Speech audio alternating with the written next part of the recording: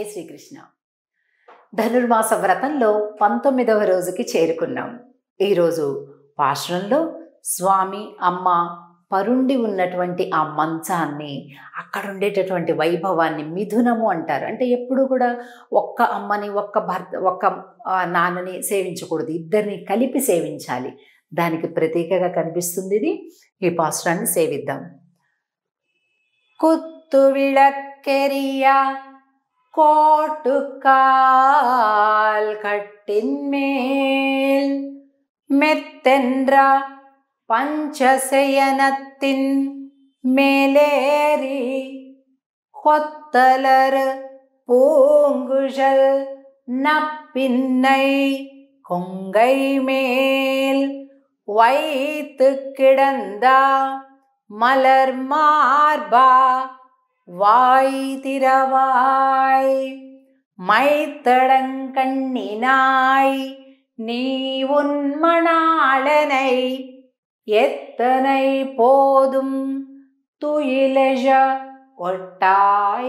ஒட்டாய்கான் எத்தனை ஏலும் பிரிவாத்த இல்லாயால் தத்துவமன்று தகவு ఏలోరెంబావాయ్.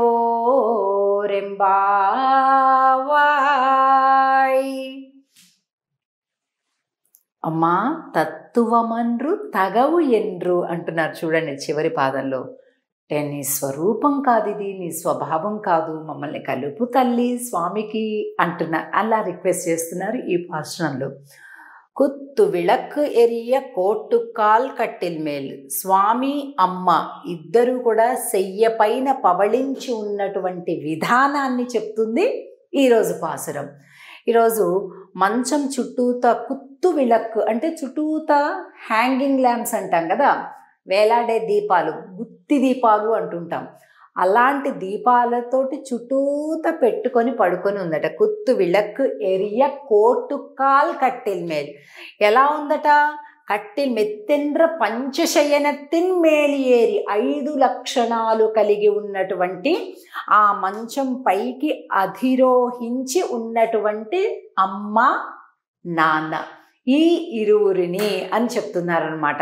అంటే ఏంటా 5 లక్షణాలు? చలికాలంలో వెచ్చగా, వేసవి కాలంలో చల్లగా అలా ఉంటుందంట ఆ మంచం.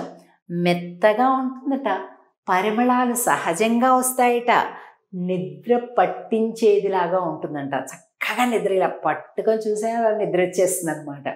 అలాగా ఈ మంచం కొత్తలర్ పూంగుజల్ నప్పిన్నై కొంగై మేల్ వైతు కిడంద మలర మార్బా వాయ్ తిరవాయ్. అండ్ అమ్మా, నీ ప్రియుని ఒక్క క్షణం కూడా వదిలిపెట్టి ఉండలేవా? విశాల మలర్ మార్బా వాయ్ తిరవాయ్. నీ స్వామి విశాల వక్షస్థలం కలిగినటువంటి వాడు అని అంటూ, నీవు బయటికి రాకపోయినా కనీసం ఒకసారి మాట మాట్లాడచ్చు కదమ్మా అని అంటూ నీ విశాలమైన కన్నులతోటి స్వామిని ఆపేస్తున్నావా ఏంటి? ఆయన రావటం లేదు, నువ్వు రావడం లేదు అని ఇలాగా చెప్తున్నారన్నమాట. ఇక్కడ ఈ పాశ్రంలో కుత్తు విళక్కు అనే పదం వచ్చింది. అంటే ఏంటి? ఎక్కడ కావాలంటే మనం అక్కడ పెట్టుకోవచ్చు. పూజా మందిరాల్లో వాటిల్లో కూడా పెట్టుకుంటాం. అంటే సమ్మె దీపాలు, స్టాండ్ దీపాలు. అలాగే తూంగా విళక్కు అని మరొక రకం దీపాలు, అంటే పైనుంచి హ్యాంగ్ అవుతూ ఉంటాయి, తూంగా విళక్కు. సో ఇలాగ 2 రకాల దీపాలు ఉంటాయి. అన్నీ ఉన్నాయి అన్నమాట.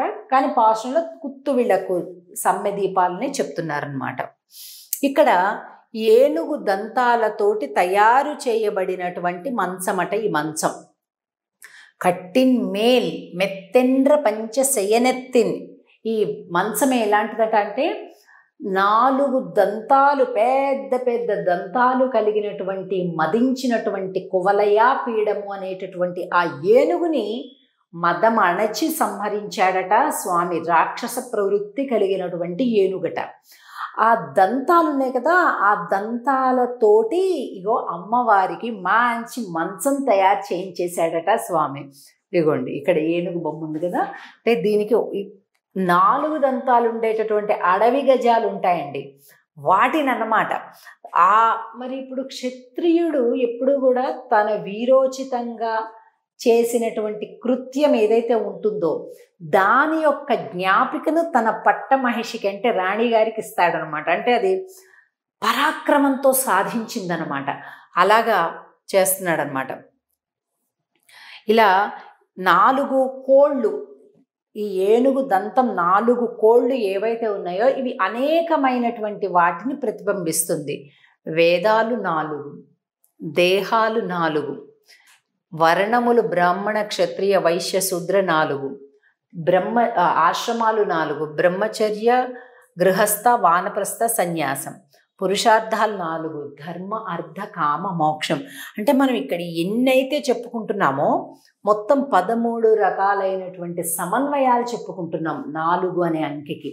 కాబట్టి అంటే ధర్మ అర్థ కామ మోక్షం 4ంటికి ప్రతినిధులు అమ్మా స్వామి. వేదములు ఋక్ యజు సామ అథర్వణ వేదాలు 4, దానికి అధిష్టానం ఉన్న స్వామి అమ్మ. ఇలాగా ప్రతి ఒక్కటి కూడా 4 తోటి మనం సమన్వయం చేసుకుంటున్నాం. చివరికి ఈమెను నీలాదేవిని ఇంకా ఏమని ప్రార్థిస్తున్నారు? ఈ అమ్మనే నీలాదేవి. ఏమని ప్రార్థిస్తున్నారు? అసలు ఈవిడ ఎవరు అంటే యశోద యొక్క సోదరుడు, కుంభుడి యొక్క కూతురు అనమాట. అంటే స్వామికి మరదలవుతుందన్నమాట. చాలామంది చమత్కారంగా పెద్దలు చెప్తుంటారు, అసలు ఈ నీలాదేవి ఇక్కడ పుట్టేసరికి అబ్బో ఈమెను అసలు నేను ఎలా వదిలిపెట్టేస్తాను అని స్వామి నందవ్రజంలో పుట్టాడట. అంటే ఆయన కంటే ముందే ఈవిడ వచ్చేసింది అనమాట. ఆవిడ కోసం ఈయన దిగి వచ్చాడట. అంత గొప్పదానివమ్మ నువ్వు, నీ కోసం స్వామి అలా వస్తుంటాడు అని చెప్తున్నారు. కాబట్టి ఆయన ఎడబాటుని ఎంత మాత్రమూ సహించలేవా, మాకు ఇవ్వవా స్వామిని అని అడుగుతున్నారు. ఇక్కడ చాలా అందమైనటువంటి చిత్రాన్ని మనం చూస్తున్నాం ఈవేళ. ఏంటంటే ఇక్కడ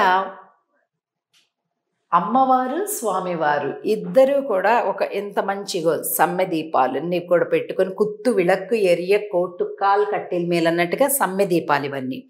ఈ దీపాలు పెట్టుకొని అమ్మా స్వామి ఇలా ఉంటే, అమ్మా మేము ఇంత ప్రార్థిస్తున్నాము, నువ్వు పలకటం లేదు, స్వామి ఏమైనా గట్టిగా నిన్ను పలకద్దు అని నిన్ను బంధించేశాడా ఏంటి అంటున్నారు. ఆ చిత్రాన్ని మనం ఇక్కడ చూస్తున్నాం.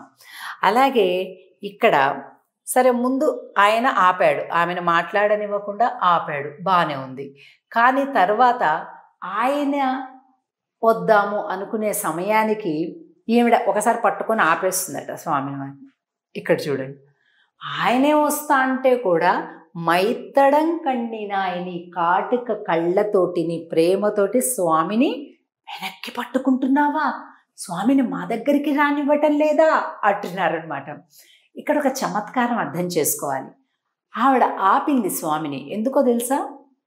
ఆవిడ ఆపినా సరే కాదు నేను వెళ్తాను, అగో నా బిడ్డలు వచ్చారు అని తనకు తానే మన దగ్గరికి వచ్చి అనుగ్రహించే విధంగా అమ్మ చేస్తుందన్నమాట. ఇక్కడ మన దగ్గరికి రాకూడదు అని కాదు, మనల్ని అనుగ్రహించకూడదు అని కాదు, ఆయన్ని పట్టుకొని ఆపి అయినా సరే వెళ్తాను అని ఆయనకైనా స్వయంగా, అంటే తోస్తే వెళ్ళేది ఒక రకంగా ఉంటుంది, కావాలని ఉత్సాహంగా చేసే పని మరొక రకంగా ఉంటుంది కదా.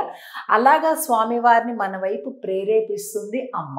అందమైనటువంటి అద్భుతమైనటువంటి చిత్రమాలిక ఈ 19వ పాశ్రంలో మనం ఇదంతా కూడా చూస్తున్నాం.